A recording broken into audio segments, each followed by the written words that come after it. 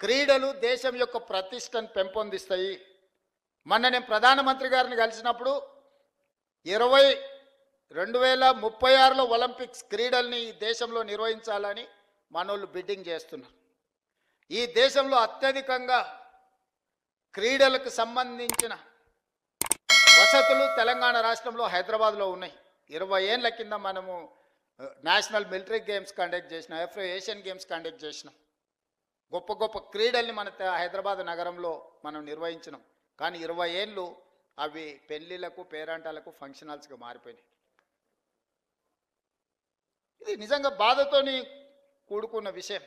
అందుకే నేను వస్తానే సింగిల్ ఆర్డర్ ఇచ్చిన, స్పోర్ట్స్కు తప్ప, గేమ్స్కు తప్ప అవి ఎవరికి ఇవ్వద్దు. ఎవడున్నా ముఖ్యమంత్రి ఇంట్లో శుభకార్యం ఉన్నా అవి మాత్రం ఇవ్వడానికి వీల్లేదని ఒక ఆర్డర్ ఇచ్చి వాటిని అన్నిటిని రివైవ్ చేసి, రిపేర్స్ చేసి, ట్రై నేషనల్ ఫుట్బాల్ ఛాంపియన్షిప్ నుంచి రెగ్యులర్గా క్రీడల్ని అక్కడ నిర్వహించే కార్యక్రమాన్ని ఇచ్చిన.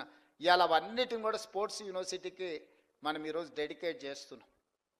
రేపు భవిష్యత్తులో మీరందరూ, ఎందుకంటే మీ స్కూల్లో, మీ కాలేజీలో, మీ ప్రాంతంలో మట్టిలో మాణిక్యాలను వెలికి తీసి క్రీడాకారులను తయారు చేసే బాధ్యత మీ అందరి మీద ఉన్నది. మిత్రులారా, మీరందరూ దృష్టిలో పెట్టుకోండి. చదువుకోవడం, ఉద్యోగం సాధించడమే కాదు, దేశ గౌరవ ప్రతిష్ట పెరగాలి అంటే కూడా ఇతర రంగాలలో మనం రాణించాలంటే మీరు గుర్తించాలి. విద్యార్థులలో ఉన్న నైపుణ్యాన్ని మీరే గుర్తించగలరు. తల్లిదండ్రుల కంటే ఎక్కువగా మీరు వాళ్ళతో, మీతోనే ఎక్కువ సమయం ఉంటారు, మీరే గుర్తించగలుగుతారు.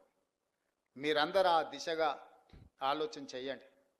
ఆ దిశగా మనందరం ప్రయాణం చేద్దాం, మనందరం కలిసి పనిచేద్దాం. డెస్టినేషన్ ఒలింపిక్ హోస్ట్ ఇది 2036 ఒలింపిక్స్ కట.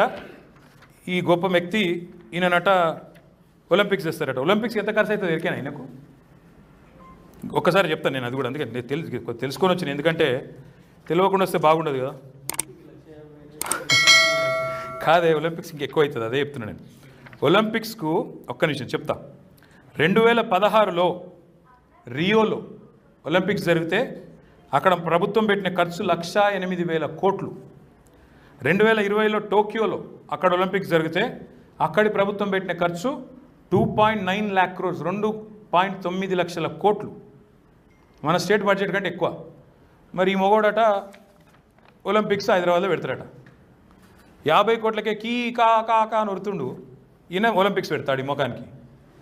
2,90,000 కోట్లు పెడతావా? అవుతుందా నీ ముఖానికి?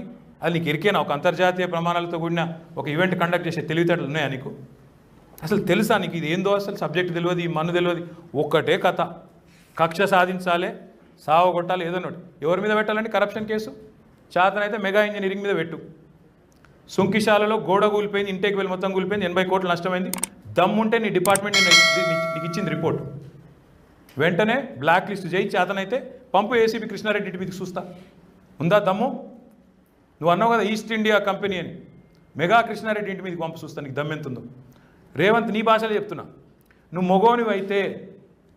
మొగోనివైతే ఏసీబీ పంపి మెగా ఇంటికి చూస్తానండి. ఉందా దమ్ము? పెట్టు ఏసీబీ కేసు. ఎవరి మీద పెట్టాలి?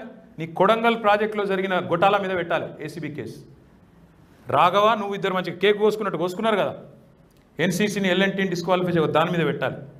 ఏసీబీ కేసు ఎవరి మీద పెట్టాలండి? 50 లక్షలతో దొరికిన బ్యాగ్ మ్యాన్ మీద పెట్టాలి. 8 ఏళ్ళ మరి ఆ కేసు ఎడబోయిందో, ఈ దేశంలో న్యాయ వ్యవస్థ ఏం చేస్తుందో నాకైతే తెలియదు. కసాబ్ అన్నటోడు, కసాబ్ కూడా ఆయనే యాడ్ చేసిండు, నేను చేయలేదు. కసాబ్ అన్నటోడు తుపాకీతో కాల్చుకుంటే టీవీ కెమెరాల ముంగట దొరికితే కూడా మన దేశం 4 ఏళ్ళు పట్టింది. అందుకని నేను కూడా ఏమనుకున్నాను, ఇక రేవంత్ రెడ్డి కూడా శిక్ష పడుతుంది, 8 ఏళ్ళు పడుతుందేమో అనుకున్నా. ఆ 8 కూడా దాటిపోయింది. మరి చూడాలి మరి ఏమవుతుందో.